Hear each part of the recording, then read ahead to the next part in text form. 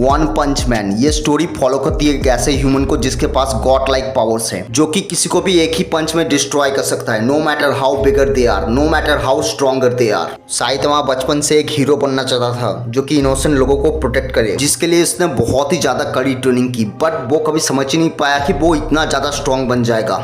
साइतमा able हुआ अपने limiter को तोड़ने के लिए by his training routine. 100 pushups, 100 situps, 100 squats, 10 kilometre running, 3 years continuously every single day without any break, जिसकी वजह से साइतमा का लिमिटर टूट गया, जो कि इसे अलाउ किया कि उसकी स्ट्रेंथ को ग्रो करने के लिए इनफिनाइटली। लिमिटर एक्चुअली एक ग्रोथ लिमिट है जो कि गॉड्स ने हर लिविंग बीइंग के ऊपर सेट किया है, जिसकी वजह से हर कोई अपनी अपर लिमिट छूने के बाद और ज्यादा ग्रो नहीं हो पाता, no matter how hard they try. लेकिन जो भी हो, साइतमा ने उस लिमिटर की धज्जियां उड़ा दी, जिसकी वजह से उसे इमेंसली स्ट्रेंथ और स्पीड मिल गई। वन पंच मैन की दुनिया में मॉन्स्टर को 4 अलग अलग कैटेगरीज में डिवाइड किया गया है, जो कि उनके डिस्ट्रक्शन लेवल के हिसाब से रैंक होता है। Tiger, demon, dragon and most strongest God.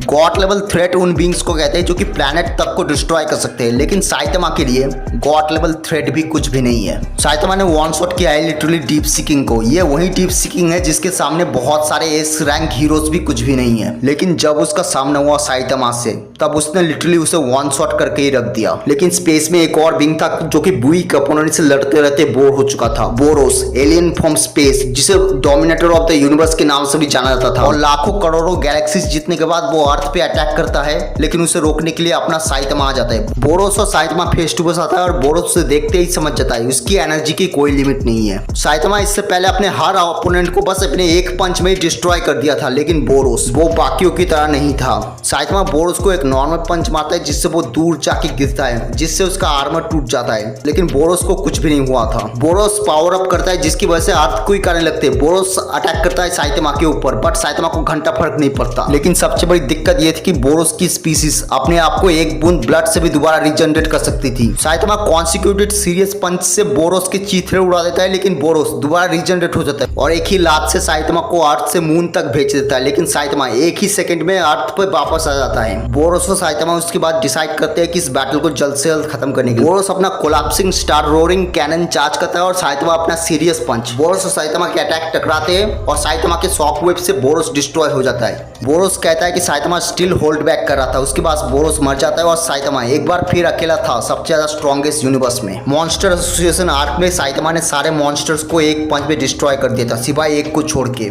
Guys, आगे स्पॉयलर्स आने वाले हैं। मॉन्स्टर एसोसिएशन आर्क में हमें रिवील किया जाता है गॉड को, most mysterious character in One Punch Man, जिसे ब्लास्ट बहुत देर से स्टडी कर रहा था। ब्लास्ट इससे भी पहले गॉड के साथ इनकाउंटर कर चुका था, लेकिन इस बार गॉड का निशाना ब्लास्ट नहीं गारो था। गॉड गारो को पावर ऑफर करता है, लेकिन गारो उसे रिजेक्ट कर देता है। लेकिन गारो गलती से गॉड के हैंड को छू लेता है, जिसके बाद उसे मिल जाती है पावर कॉस्मिक, जिसके बाद तो वो बहुत ही ज्यादा स्ट्रॉन्ग बन गया था, और बन गया था वो कॉस्मिक गारो। गारो अर्थ पे वापस आता है, लेकिन वो अब मॉन्स्टर नहीं था, वो अब बन चुका था गॉड। गारो ने साइतमा को मार के उसका खून तक निकाल दिया था और सारे हीरोज को डिफीट कर दिया था, इवन ब्लास्ट तक को भी। साइतमा बैटलफील्ड में वापस आता है, लेकिन वो देखता है कि गारो ने ऑलरेडी जेनोस को मार दिया था। साइतमा ने उसके बाद डिसाइड किया कि अब वो होल्ड बैक तो कभी नहीं करेगा। साइतमा जेनोस का कोर पकड़ता है और गारो की ओर सीरियस लुक देखता है। उसके मन में बस एक ही चीज चल रहा था, सीरियस पंचेस। साइतमा गारो की ओर अपना सीरियस पंच चार्ज करता है, लेकिन उससे पहले वो पंच उसको लग पाता। गारो अपना साइतमा मोड ऑन कर लेता है और साइतमा की पावर्स को कॉपी कर लेता है और उसी के ऊपर एक सीरियस पंच मार देता है, लेकिन इससे पहले उनके पंचेस टकराते। ब्लास्ट अपनी पावर यूज करके इन दोनों को जुपिटर पे पहुंचा देता है। ब्लास्ट के अकॉर्डिंग इन दोनों के पंचेस में इतनी फोर्स थी कि वो अर्थ के टुकड़े टुकड़े कर देते।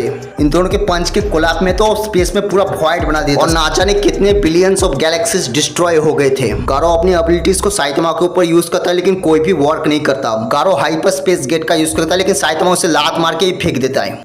साइतमा सीरियस टेबल फ्लिप का यूज करता है और गारो समझ जाता है इसकी स्ट्रेंथ लिमिटलेस है, तो मुझे भी इसकी स्ट्रेंथ को लिमिटलेसली कॉपी करना पड़ेगा। लेकिन गारो देखता है किसी वजह से ये काम ही नहीं कर रहा, क्योंकि साइतमा अपने आप को इन्फिनिटली ग्रो करता जा रहा था, जिसकी वजह से उसे कॉपी करना लगभग इम्पॉसिबल हो चुका था। साइतमा अपने पंचेस को पहले से 10 गुना ज्यादा स्ट्रॉन्ग बना चुका था और अपने अगले पंच को पहले से 10 गुना ज्यादा, और ऐसे ही चलता जा रहा था। और आखिर में साइतमा इस सब से बोर हो जाता है और गारो के पंच को पकड़ता है और एक ही छींक से पूरे के पूरे जुपिटर को डिस्ट्रॉय कर देता है। और गाइस, अभी तो पागलपन अवनति शुरू हुई है। गारो समझ जाता है कि वो बहुत ही जल्दी खत्म होने वाला है, इसलिए वो साइतामा को सूरज के पास फेंक के खुद भागने की प्लानिंग करता है, लेकिन वो पकड़ा जाता है। साइतामा गारो के मुंह पे पंच मारता है और उसे अर्थ पे फेंक देता है, जिसकी वजह से गारो की ह्यूमन कॉन्शियसनेस वापस आ जाती है।